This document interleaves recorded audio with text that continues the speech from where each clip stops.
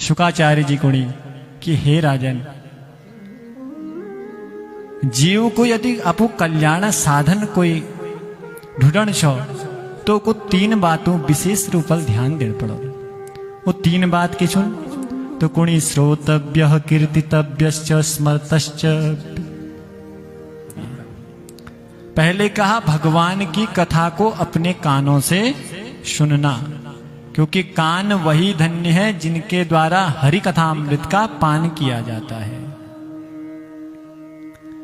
और हरि की कथा को सुनकर के दूसरी बात कही, उसका मनन करना चाहिए, उसका कीर्तन करना चाहिए। जब हम कथा सुनते हैं तो भगवान के स्वरूप का हमें पता चलता है, और जब स्वरूप का पता चलता है तो उसी का कीर्तन बनता है। कीर्तन का अर्थ क्या है? भगवान की कीर्ति का गान। और कीर्ति का गान कब गा सकते हैं? जब उनके बारे में हमें पता होगा, जब उनके स्वरूप को हम जान लेंगे। जब उसके स्वरूप के बारे में पता होगा तो हम तब कह सकते हैं कि मुझे तो सांवरा सलोना पसंद आ गया, पसंद आ गया, वो मेरे मन को भा गया, पसंद आ गया, वो मेरे मन को भा गया,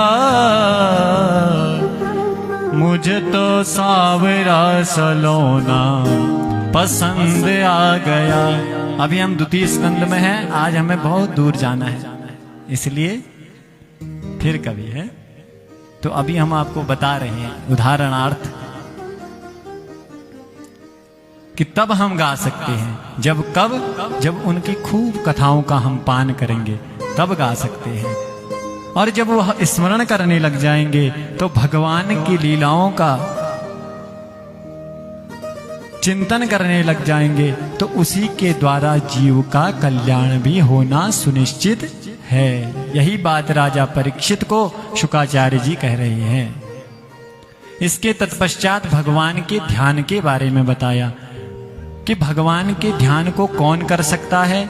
राजन, भगवान के ध्यान को करने के लिए व्यक्ति को सर्वप्रथम तो अपना आसन जीतना होता है। क्या करना होता है? आसन जीतना होता है। जितासनो, और दूसरी बात जितश्वासो, अपनी श्वासों पर नियंत्रण करना है। क्यों? क्योंकि यदि श्वासों पर नियंत्रण होगा तो मन पर भी नियंत्रण होगा। इसलिए प्राणायाम इत्यादि के द्वारा, कुंभक, पूरक, रेचक इत्यादि होते हैं, उनके द्वारा क्या होगा? अपने मन को, अपने इंद्रियों को शांत करके अपने मन को भी हम शांत कर सकते हैं। किसके द्वारा? प्राणायाम के द्वारा। सर्वप्रथम तो हमें आसन जीतना है। 3 घंटे हमसे बैठ करके कथा नहीं सुनी जा रही। जितासनो जितश्वासो, दूसरी बात क्या कही? जितश्वासो। यदि आप आसन जीत गए तो उसके बाद आपको अपने श्वासों पर नियंत्रण करना होगा, जिसके द्वारा मन नियंत्रित होगा। और तीसरी बात कही जितसंगो, अपने संग को जीतिए।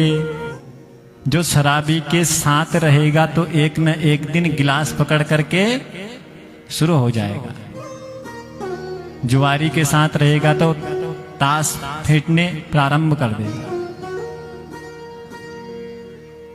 और भगवत रसिक भक्तों के साथ रहेगा तो भगवान की लीलाओं को इस प्रकार से अपने मन में, अपने चित्त में बैठा लेगा कि निरंतर उसी का मनन चिंतन करने लग जाएगा। जैसा संग करोगे वैसा ही रंग तुम में चढ़ेगा। इसीलिए कही जित संगो और जितेंद्रिय हो, अपनी इंद्रियों पर नियंत्रण करो। इसके बाद हे राजन, स्थूले भगवतो रूपे मनः संधारयो दियः। इसके बाद स्थूल और सूक्ष्म शरीर का वर्णन, भगवान के स्थूल और सूक्ष्म रूप का ध्यान बताया। तो इस प्रकार से जब जीव अपने मन पर विजय प्राप्त कर लेगा, अपने आसन पर सिद्धि प्राप्त कर लेगा और अपने इंद्रियों पर निग्रह प्राप्त कर लेगा, तब क्या होगा? तो कहा फिर उसे स्थूल परमात्मा के स्वरूप का ध्यान लगाना चाहिए। कैसे? बोले पाताल जो है वही उस विराट पुरुष के क्या है? तलवे हैं।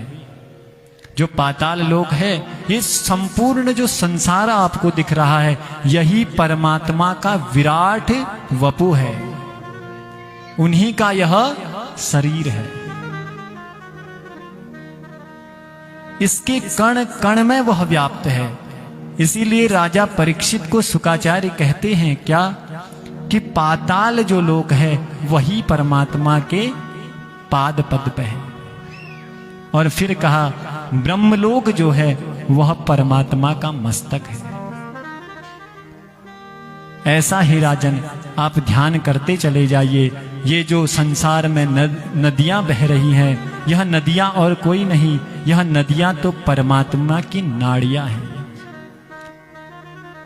और जो ये वृक्ष की तुम शाखाएं देख रहे हो, ये वृक्ष की शाखाएं क्या है? परमात्मा के रोम। रोम